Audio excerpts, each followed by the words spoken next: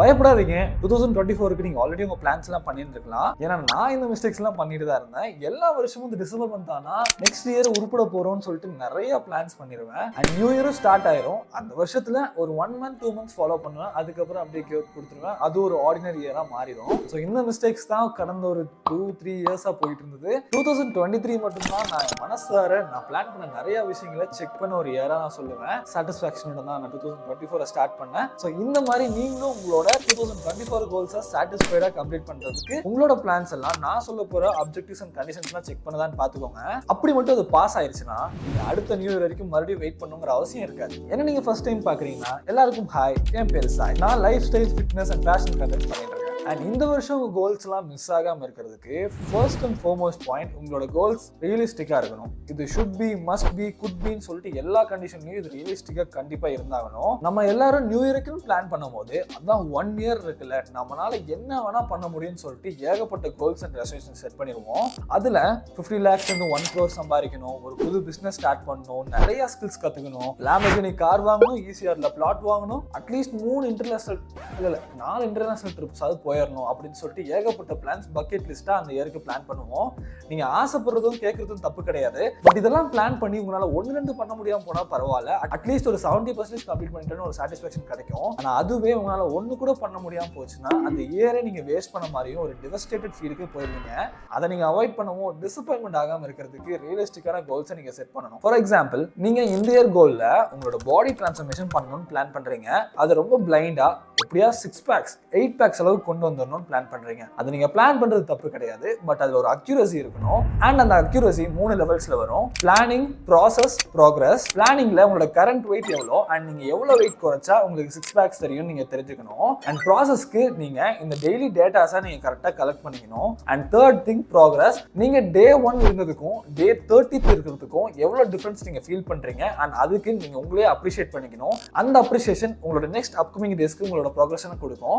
So இதை நீங்க follow பண்ணீங்கன்னா உங்க செல்ஃப் என்கேஜிங்காகவும் வச்சுக்கிறீங்க, டெக்னிக்கலா ஸ்ட்ராங்காகவும் வச்சுக்கிறீங்க. ஸோ இது மூலமா உங்களோட ஃபிட்னஸ் கோலை நீங்க ஈஸியா அட்டைன் பண்ணிக்கலாம். அண்ட் எல்லாருக்கும் லைஃப்ல அட்லீஸ்ட் ஒன்ஸ் அது ஒரு பிசினஸ் ஸ்டார்ட் பண்ண ஒரு ஆசை வந்துடும். அண்ட் நீங்க பிசினஸ் ஸ்டார்ட் பண்ணணும்னு நினைக்கிறது தப்பே கிடையாது.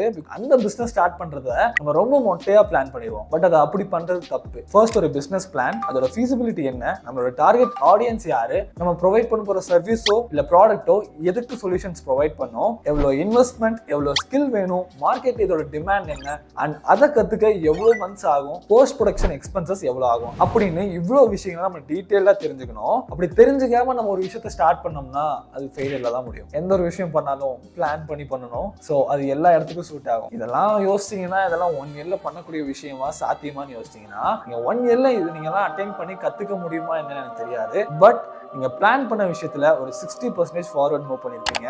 எதுவுமே தெரியாம பிளைண்டா ஒரு பிசினஸ் மாடல் ரன் பண்ணணும், பிசினஸ் ஸ்டார்ட் பண்ணணும்னு பிளான் பண்ண நீங்க இதை எப்படி பண்ணணும், இதோட ஃபீசிபிலிட்டி என்னன்னு எவ்வளவு எக்ஸ்பென்ஸ் வரைக்கும் எல்லா நாலேஜும் நீங்க கத்துக்கிட்டு இருந்திருப்பீங்க. இந்த இயர் ஸ்டார்ட் பண்ணும்போது நம்ம எந்த ஐடியாவும் இல்லாம இருந்தோம். பட் இப்போ நம்மகிட்ட ஐடியா இருக்கு.